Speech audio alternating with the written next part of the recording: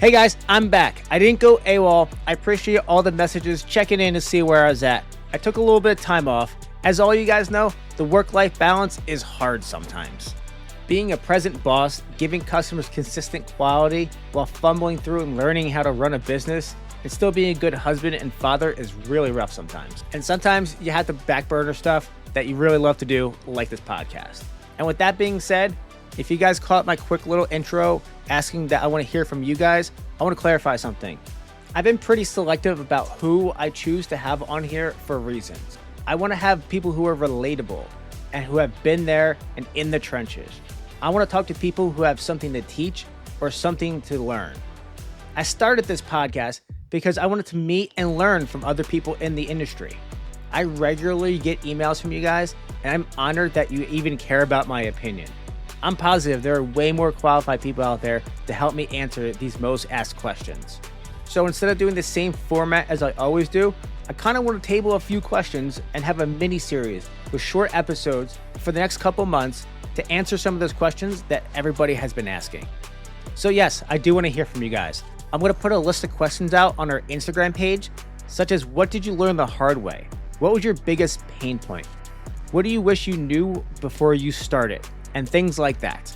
If you've got answers to some of these questions, I want to hear from you. We can make these short, we can make these 15 minutes, we can make these 30 minutes, we can make these an hour if you want. It's up to you guys and what you feel you can add value to. So, by the time you hear this, I want to have these questions posted. If you want to hop on a call with me, give me an email, kevin@jmwfabrication.com. We'll set up a time and we'll see what we can do. I want to start putting these out as they come. So we're going to get back into things pretty quick. So if you've got something, reach out to me, kevin@jmwfabrication.com. And until next time, get out there, get it done, and get it invoiced.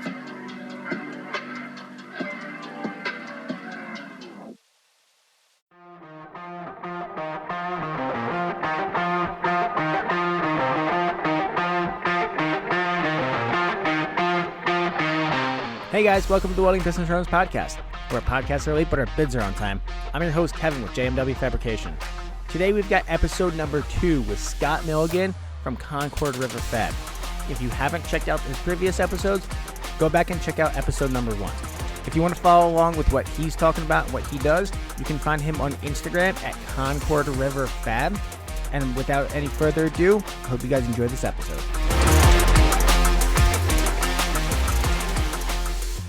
So, what's your goal with Concord River Fab? Well, to continue, I want to be able to do this until retirement, if retirement ever happens. But my big thing right now is trying to get away from the jobs I don't want to do. That's my short-term goal. Like I was telling my father, we talk about the business all the time. And I said, I think my definition of success is when I don't have to do rust repairs on truck frames anymore. Because they're my bread and butter, but I hate it. Just eating rust. And you get those little rust pockets when you're welding that they blow up in your face. I am all scarred up. My wife says, "You're going to wear a shirt with a hole in it?" I said, "They all have holes in them. I don't have one that doesn't." That's all from frames. So I want to get into more heavy equipment type work or even industrial stuff. And it's funny. My business cards even say light duty fabrication on them because when I printed those a few years ago, I said, "Yeah, that's not me. I'm not the guy that's going to work on your excavator." And now, just a few years later, it's like, I'm definitely the guy that will work on your excavator. I like that more. I want to get away from the artsy stuff. Big railing panels, fine. But if I have my choice, I'd be in the truck on the road going to a rock quarry or out in the woods to work on a skidder. And I know a lot of people don't like that, but that right now, that's kind of where I'm leaning. Do you want to stay just you, or do you plan on hiring guys to, what's your shop like? Are you mostly on the road? So I've had some part-time guys working with me. My goal is I'd like to be able to do this by myself. But just like I said, I butt heads with people, and I don't want to butt heads with people. I like being friendly and getting along. And but I did have some part-time guys that were helping me out, and they got to the point where 2 of them were working here almost every day. It just got to the point where I was paying them too much for how fast they were. I hesitate. I don't want to knock them because they're great guys. They showed up on time. They showed up early. They would work. They never had to tell them to get off their phones. One of them was 60 years old. I worked with him at the machine shop for years. He helped me actually build my garage. And then the other guy, he started working up here when he was a senior in high school, and he's in his second year of college right now. I'm go-getter, wants to learn, asking questions, and he'd actually listen to what you say. He'd work late if you need him to, but he didn't have the speed yet because he's new, and it wasn't his fault, but it wasn't sustainable. It got to the point where like I'm paying people to take work out of here. It's got to work for everybody, and if it doesn't, like it's Right. nothing against him at all. It's got to work because everybody wants to eat. Yeah, and and a lot of the other places around here, you go work at the mill, and they can afford for you to be slow and learn and grow you into a productive team member. But I don't have their kind of bank account, So I did work with him, say, hey, bud, today, this is what we've got. This is what I expect. Let's try to be quick today so we can make some money. And the last time I watched him take 3 hours to line up, cut some hinges off an old gate and weld them onto the new gate that he was building. It was 3 hours. And I was just like, dude, I'm losing my mind in my head. I didn't say anything to him, but then he was on vacation. He was going to work for the whole week. And I just said, hey man, I just can't afford you anymore this week. Yeah, it sucked to do it. But, that's the thing. I don't want to deal with that stuff. I want to have control of everything, not to sound like a control freak, but I'm more relaxed knowing that I control the outcome and I can control the quality. You're a craftsman. And Right. your name is on it. And just like you said before, your networking has proven such a big part for you that you can't put anything out that is subpar to what you expect. And in order to, hand that off to somebody else, then that's a really hard task if you don't have the right person or you don't have the right system in place to do that. I struggle with that a lot. Well, I used to struggle with that a lot. So I see exactly where you're coming from with that. And the last thing I want to do is cut his pay. Who would want to do that? And what a slap in the face.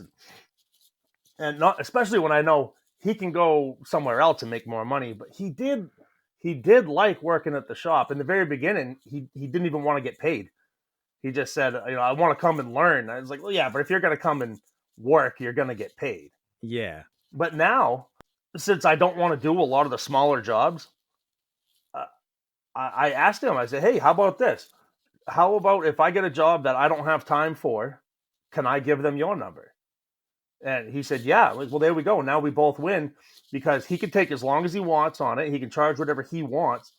And this is all experience that he's getting. So maybe in a couple of years when he's got, some time under his belt, maybe he can come back and we can both make a bunch of money, because I would like to work with him. And the other guy, the older guy, he's great when I'm working with him. You couldn't ask for a better hand. He wants to work like before you could ask him to do something. He's already doing it. He's looking ahead. He understands the objective, and like he was out here with me till 2:00 in the morning working on a dump truck, so the owner could get to work the next day. And he didn't. This is in like December, January. It was cold. We're out in the snow, and so when I've got railings or stairs to install, I'm calling him. I'll still use them here and there, but as far as having someone in the shop every day, that's not what I'm aspiring to, but I'll never say never, because I said I'll never have a garage. I'll never have a lift in my garage. I'll never run my own business. I'll never get married. I'll never have kids. And look at me now. Oh, wait, you have a lift in your garage? Oh, you're never getting away from rust repair. You live in Maine, dude. You are not getting away from rust repair ever. Yeah. Well, I got one. I got one on the lift right now. I've got an Audi Quattro in the driveway, ready to go in. I told the guy I don't do body work, but he insisted I look at it. No, All right. Well, I love when they say, well, it doesn't have to look good. It's like, well, I know that you don't care, but I care. I don't do body work. If I can't make this look good, I don't want to do the job. On Monday, I got another Chevy truck coming in. I'm a Toyota guy, so I know all about rusty frames. I cannot believe how awful Chevy trucks are with rust. They are hands down worse than Toyota. I don't, they probably make them out of recycled Toyotas. As best I can figure. Or International Scouts, one of the two. It's so bad. Hey, man, it can be a niche for you. Well, I mean, it is right now. I'm in a group of Maine. There's a Maine small business group, a Maine welding small business group, and they're always telling me, "Hey, I sent a guy to you for a frame repair. I didn't want to do it." It's like, thanks, bud. I appreciate that. Yeah, Thanks, jerk. I'm up to date on my tetanus shot, so that's good. Yeah, I mean, it's a love-hate thing because I love when someone rolls in with their old truck. They can't afford a new one. Trucks are ridiculous right now, even used ones. So they come in with a truck that otherwise is good. It rotted out next to the gas tank, or the cross member fell out of it. So I hate doing the work, but when I can send them out the door for $1,000, whatever, and they can keep running that truck, because otherwise they were gonna junk it. No, that feels good, but yeah, I still think I'd give it up if I could. Someday, maybe. So, who do you think taught you the most in your career, and why? Probably my father. He doesn't weld. I bought this house from my parents. So I grew up in this house, and out in the shed out back, written in pencil on the wall. My father had a little stick welder. He wrote 3 different heat settings, amperage settings on the wall with a little picture of what the bead will look like. that was his welding experience. It's still out there. I laugh every time I see it. So, yeah. But my father's an amazing electrician and engineer kind of guy. But I got my work ethic from him and my financial sense. He never pounded it into me and my brother and sister about working, because my brother and sister, they started working later on in life. I started when I was 12. I rode BMX when I was a kid, and I wanted to buy some parts for my bike. And my parents would have bought them for me, but I said, no, I'm gonna go down the road and stack hay bales. And I made $100 that summer and was able to buy the parts I wanted. But that summer, yeah, oh yeah. I mean, well, it's not every day. Usually 2 or 3 cuts a year. But yeah, I was jacked as a 12-year-old, slinging hay bales. Now it hurts to sleep wrong. But yeah, so I saw my father. He worked at that paper mill for most of his career, and he had side businesses. When the internet first became a thing in 94, 95, my dad was right into it. He became the first ISP in the area. So if you lived in the 3 or 4 towns around here, if you had the internet, you got it from him. And he also had a computer repair business, and he sold and installed satellite dishes for satellite TV. The big. I just took mine down last summer. It was like 9-foot diameter, big satellite dish. And so I saw him do that, work a full-time job, run his own thing, and I didn't know it at the time, but I think that was really imprinting on me. And he taught me you can't make excuses. Even in school, the teacher doesn't like me. No, it doesn't matter. It's your responsibility to act right and get good grades. And I remember I was at the machine shop one time. They had me running 3 machines at a time on opposite sides of the shop, and I was just having to run back and forth. And I was texting with my dad, and I said, yeah, this is ridiculous. He says, well, hey, look, whatever you do, don't work more than 60 minutes in an hour. I can't complain to this guy because, he's a worker. In his eyes, if you're getting paid 60 minutes in an hour, you should be working 60 minutes in an hour. How do you argue that? So it's a lot of little things like that I think give me my drive and integrity too. Wanting to be honest and do things the right way. I didn't learn the welding or fabrication side from him, but the integrity and the drive. Awesome. What do you think was the hardest thing for you to learn in business so far? Well, quoting for sure. And I'm still struggling with scheduling. Everything in my head is going to take 15 minutes, no matter what. So It never changes. Great. Okay. I was hoping I'd wise up one of these days. It'll take you 15 minutes. It won't take anybody else. That's a 3-hour job for everybody else. No, I end up, I could probably work 7/12s for a month and a half, 2 months on what I've got booked right now, just working by myself. But someone pulls in, hey, I need this job. When can you do it? 2 weeks. And then 2 weeks comes, and it's like, what was I thinking? I'm still working on my 2 weeks ago job. It boils down to it. It's hard to tell people that you're booked out so far. At least for me, it is. They don't want to hear it. And it's not even like I'm afraid to lose the work, because it is what it is. If I can't get to it, I can't get to it. But I don't know if it's because I try to be a people pleaser with my customers or what. I've been getting a little bit better at it. Looking at my calendar and this is probably going to be the end of the month. But yeah, man, it's a struggle. Have you tried using any sort of calendar, like a paper calendar? I use Google Calendar on my phone. So that's pretty good. Once I finally trained myself to do it, it's definitely easier. Because for a while, I double book accidentally. I think I got my stuff together, and I have two people show up the same day to have a frame job done. Oh no, because they're both going to take two days to get done. Yeah. I'm sick of having to apologize to people. I feel like it's not really a good look. I just don't want to have to say sorry to every person that comes in here because I took too long. Yeah, scheduling is definitely the hardest thing that I'm still trying to overcome. Okay. Do you read or listen to any audiobooks? The only one I've ever listened to was Profit First. Okay. That was awesome. Josh from the Tradesman Experience actually mentioned that. I think he might have interviewed the guy, actually. Yeah, Mike Michalowicz. Yeah. Yeah, it was great. That was a big problem I had was robbing Peter to pay Paul. Like using deposit money to pay bills or not putting enough away for taxes. And it seemed overwhelming to me because I don't have that business mind. That's what I'm working towards.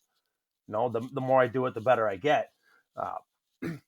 Nothing about Profit First is like revolutionary. It just made it simple so my monkey brain could understand it. And I implemented it. I started implementing it before I was even done the book. And I'm still using it, and that's been huge. This past tax season, taxes were due. This is how much I owe. Hey, look, it's right there. No problem. Paid it. For the first time ever, I didn't have to worry about it. So I still got work to do on that to grow and get better. But man, that was the value I got out of that 7-hour audiobook is unbelievable. What is your philosophy on buying tools new, buying tools used, renting things like that?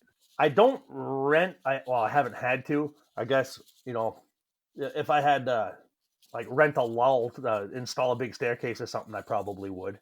But it just hasn't come up. But new and used, I buy both quite a bit. A lot of my machines are from, my oldest machine's from the 20s.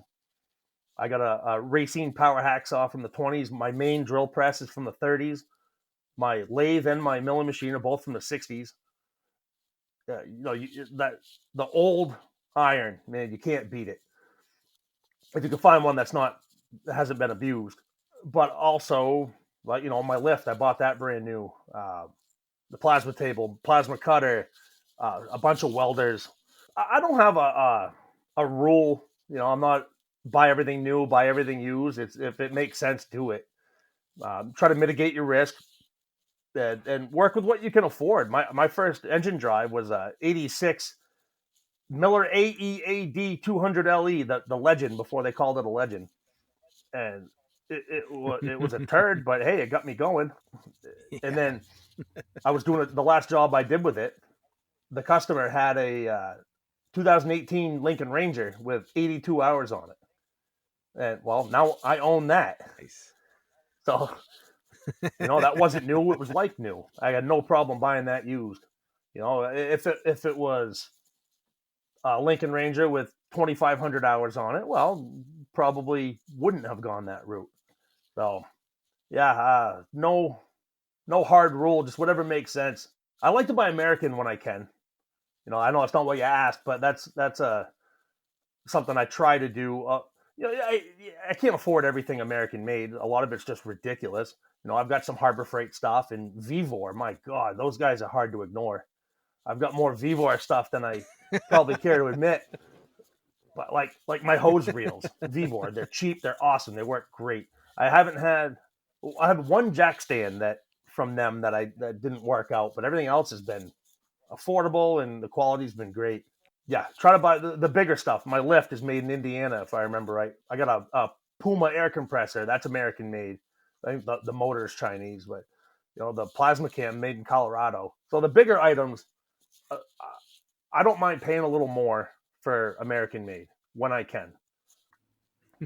So you had a jack stand that failed on you, and you're Oh, still it alive. didn't So fit. that's It pretty didn't cool. didn't fail. It's just it operates like crap. It's not smooth. It's got a tiny little handle on it. It's one of those tall jack stands I Sure. use when I'm working on cars. Take Yeah.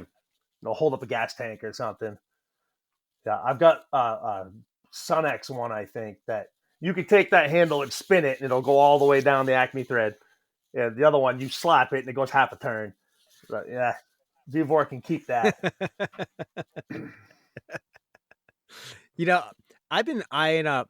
I think they have like a Yep. tapping arm, like an arm that Yep. comes out and it's got the tap on. It's like $350. I'm like, my gosh, I can pay for that in one job. Like, I haven't because I know better. I know better. Like it's just like Harbor Freight. The more moving parts it has, the more likely it's gonna break early. Like Harbor Freight wrenches and sockets, the big ones, like the 1-inch drive ones, no problem buying that. The 2-inch wrenches, no problem. Anything that's like pneumatic or anything like that, I kind of give a little bit of like a side eye. I'm like, oh man, do I really want to go to? Do should I just pay double for it? But man, that tap arm it's looking really really good. But then you've got good. I don't know. It's been like in my Amazon shopping cart for like 3 months now. I just haven't pulled the trigger on it. The mag drill line boring machine that I put together. I bought the 2-inch V-bore mag drill just to run that. And before I got it built, there's a machine shop in town that network. I stopped down there years ago, dropped off a business card when I got my plasma table. Told them, if you ever need parts roughed out or fixture parts or whatever, if this would make sense, hit me up. Took like 4 years, but they did, and now I'm in with them. And the owner called me up and said, "Hey, I got a drilling job that we don't have time for. Would you be interested?" It was drilling, well, 1/16 holes, I think, in 1-inch plate, just a bunch of holes. It was mounting or motor bases or something. So I went down with my new Vivor mag drill. I made $400 that afternoon drilling holes with a $200 mag drill. It's like, all right, this thing could die today, and it was worth it. And I ran the line boring machine with it. I did 12 bores, made almost $5,000 with that. And now I put the drill chuck back on, and it's a drill again. Still going. I did have to tear it down once because it's got a dovetail and gibs, and it got a piece of junk in there or something and jammed up. So that wasn't a whole lot of fun. But loosey-goosey now. Works good. So maybe you want to give that tap arm a try because flex arm is the popular one, right? Yeah, those are Oh yeah. buku money. I was looking at that Fab Tech. Wasn't this past year? Maybe it was the year before. I was playing with it. It came with a table and everything like that. It was like $10,000. I'm like, oh man, that is a beautiful tap arm. But I just can't. No, $10,000 is just way too far out of the price range to even entertain that right now because we don't do enough of that. A lot of our railings is like 1/8 inch wall. It's like 1.5 inch, 2-inch square tubing, 1/8 inch wall. And what we'll do is we'll put nutserts in, and because like we're getting away from like trying to weld anything in the field, because long story, we are now trying to powder coat more rather than paint, and you can't really touch up powder coat effectively. So you have to bolt everything in, and to bolt everything in, you either have to put threads in it or through bolt it. And we looked into a couple different things. Like, have you seen that? What is it? The form drill, where it's a drill press, but it's a high pressure drill press. And what it does is it comes in and it doesn't drill out the material. It like pushes the material down, and then it creates like a knurl on the inside, and then it runs a tap through it. So like you can just take this thing on mild steel, like a square tube, 1/8 inch wall, just run it down, and it'll like deform the tube to make the Yeah, hole. it displaces the material, so you've got enough material to put a thread in. That's interesting. It is, and it's really not that expensive, but you can't go very Yeah. big with the holes. I want to say like it's like 1/4 inch, maybe 5/16, which is like Yeah. okay for us. But you know, you can go on Amazon and get a nutsert tool with a bunch of nutserts for like $50. I'm like, man, sell me on how this is gonna make me Right. more money, and I'll buy it. But it just at this stage, we're not at that point yet. Sometimes the cheat tools are the way to go. Like my philosophy is, if it's really really important, you should just buy it new. You know, I built my entire shop on used. Everything was used. The only things that I bought new when I first started was my Bobcat 225, and I had a Miller-Matic 211 that I bought both of those brand new. Everything else was used, and I still buy a lot of stuff. Like our bigger equipment is used, like our tubing roller, and even the JD Squared plasma table we got it used with like 6 hours on it or something like that. Something ridiculous. I even bought a Ranger 9, came from a school district, had 35 hours on it. It was like a municipal bid or something like that. Like now, I won't buy a used engine drive or a used wire feeder or TIG welder or anything. Those are just worth buying new. But 35 hours, man, how do you say no to that? You know what I mean?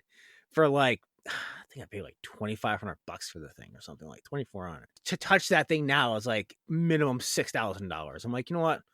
I'll take a $2,400 gamble on that one, you know. But if it really matters, like sometimes we even take two. It's a mechanical machine. You're going, like, I don't care if it's red, blue, yellow, green, whatever. It's going to break eventually. And some jobs you just can't have it break. Like there's a $5,000 a day crane sitting there. There is no room for failure. There's just not. So we'll bring two of them. Like, you know, redundancy is, if two is one and one is none, you know. Sometimes like that's what we'll do. Because things happen and you don't want to be high and dry. I'm trying to have duplicates of things. I'm starting to build up my second set of tools. You know, I just bought a service truck that I'm trying to get that outfitted. So I don't have two engine drives, but I do have a backup MIG welder because I had a ESOB Rebel that I bought brand new, and it exploded on me 2 months after the warranty ran out. I think it was 2 months after. Yeah, two of the IGBTs pop. I wasn't even using it. It was on. I was standing next to it, and it jumped the crap out of me because two big bangs and flash and smoke came rolling out of it. So that's great. So I brought it down to get it fixed. And first thing I walk in, they say, oh, I wish people wouldn't buy these. This is an ESOP dealer. Well, that's great. You stand by your product. It was going to be $1,200 in 6 months to a year to get a new board for it. And then they said that they had to get, after they put the board in, they had to get software to reflash it. I was like, well, I paid $800 for the machine new. So, all right. I ended up leaving with a brand new Miller Multimatic 215. Talk about buying new. Warranties are good. That thing recently, one of the DINS connectors melted on me, and it was under warranty. They replaced it, no charge to me. So yeah, I hear you on the buying new with some things, but while my Miller was in getting worked on, they told me it was going to be a month.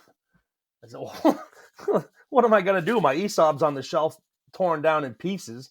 I use a MIG welder every single day. So I bought a V4 MIG welder. Did a bunch of research. I'm like, I need something cheap. I'm not going to go buy another, $3,000 Miller. So I'll take a chance on this thing. $178 delivered for this 250 amp MIG welder. I tell you what, man, that thing is impressive for a little Chinese turd. But that's my, now I got the Miller back, and that V-bore is going to sit in the service truck. That's a backup machine. If I'm on a job and I lose a DINS connector or something dumb like that, hopefully no one's looking, taking pictures of me, but I'll pull out that little V-bore and finish the job. Maybe like 2 years ago, we bought 2 of the cheapest welders on Amazon that we could find. They're like $80, like just so stick welders. So back the story up a little bit. We do repair for a company called Concord, Maine, and they install brand new sprinkler systems in all these warehouses that they're putting up, and everything's robotically welded. Sometimes they have leaks, and we'll go in there and it's a pinhole leak. I mean, well, some of them, the welder just completely misses.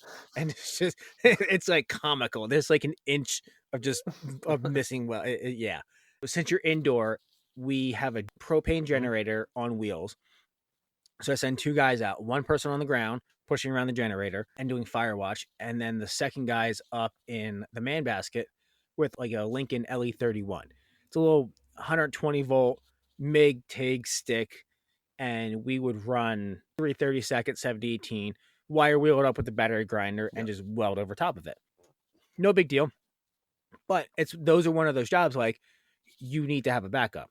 We never actually needed to use the backup, but we tried using those cheap stick welders to see how long they would last.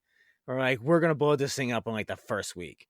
Dude, those things last, like we still have them. We still have, I actually bought 3 of them. I don't even remember how I ended up with the third one. We outfitted a second truck, and because in the story of, always having a backup, we can't bring our truck in case like that. If that little junky one doesn't work, we can't like bring our whole service truck in and then just pull leads. Like that's not a thing. So I'm like, well, as redundancy, I'm going to buy a third little cheap $80 one. And man, all 3 of them still work. They do. Like they don't strike an arc very well. Like they stick pretty hard. We are testing a prototype. Even with prototypes, we always carry that backup. Well, that's it for this episode. Check back next week for episode number 3 with Scott from Concord River Fab. If you want to follow along with what he does, you can find him on Instagram at Concord River Fab. You can find me at JW Fabrication, and you can find the podcast at Welding Business Owners Podcast. Check back next week for episode number 3. And until then, get out there, get it done, and get it invoiced.